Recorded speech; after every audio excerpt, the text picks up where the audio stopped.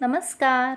संध्याच रेसिपीजमध्ये आपले खूप खूप मनापासून स्वागत आहे. फ्रेंड्स, आजची आपली रेसिपी आहे मस्त असे पिकलेल्या केळीचे पौष्टिक घारगे. चला तर मग फ्रेंड्स रेसिपीला सुरुवात करूयात.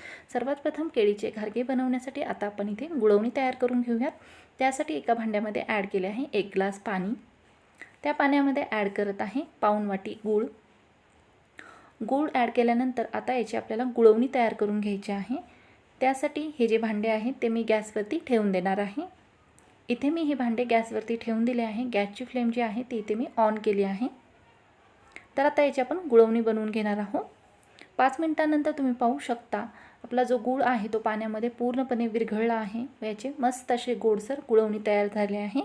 आता इथे मी गॅसची फ्लेम जी आहे ती ऑफ करत आहे. तयार झालेले हे जे गुळवणी आहे ते आता इथे मी थंड करून घेणार आहे. हे गुळवणी आपल्याला पूर्णपणे थंड करून घ्यायचे आहे. इथे आपले गुळवणी जे आहे ते थंड होत आहे, तोपर्यंत पुढील कृती करून घेऊया.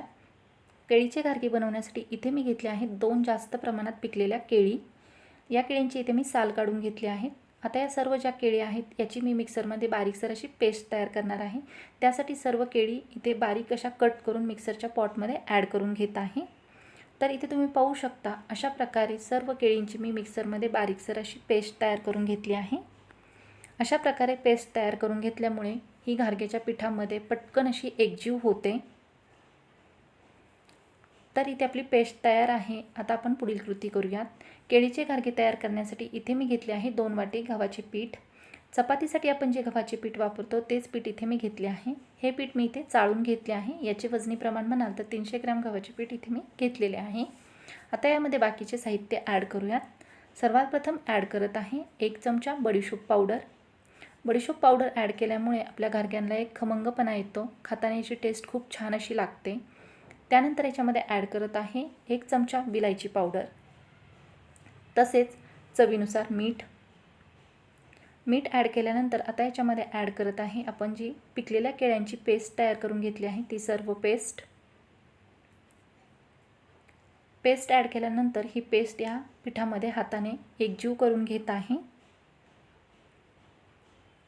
2 मिनिटभर याला व्यवस्थित असे हाताने एकजीव करून घेतल्यानंतर आता याच्यामध्ये ॲड करत आहे आपण जे गुळवणी तयार करून घेतली आहे ते गुळवणी.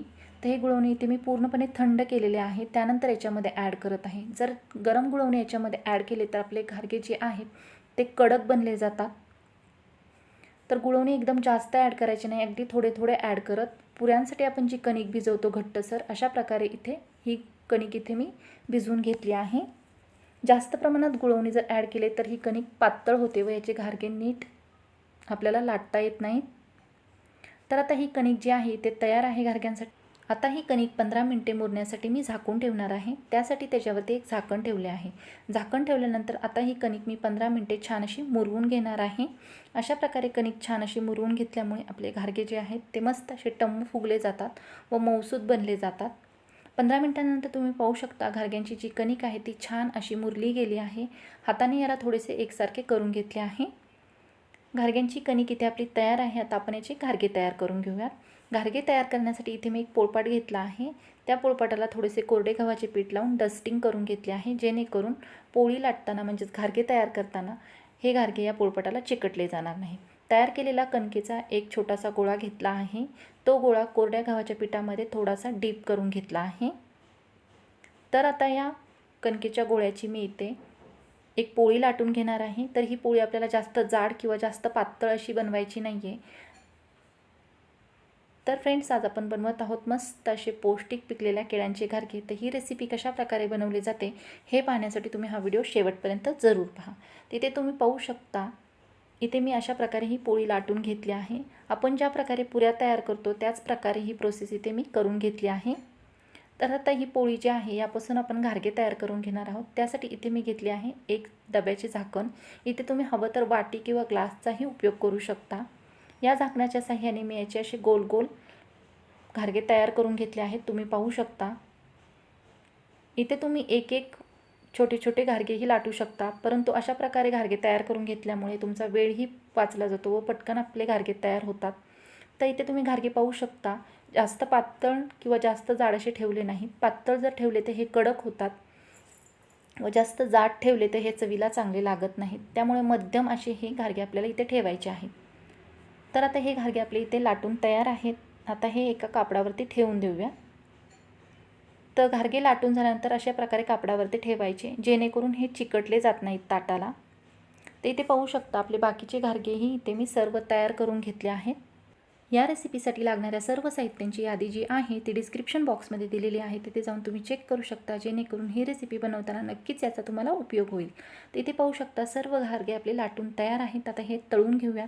त्यासाठी इथे मी तेल गरम करण्यास ठेवले होते. गॅसची फ्लेम इथे मी ऑन केलेली आहे व गॅसची फ्लेम इथे मी फुल ठेवलेली आहे.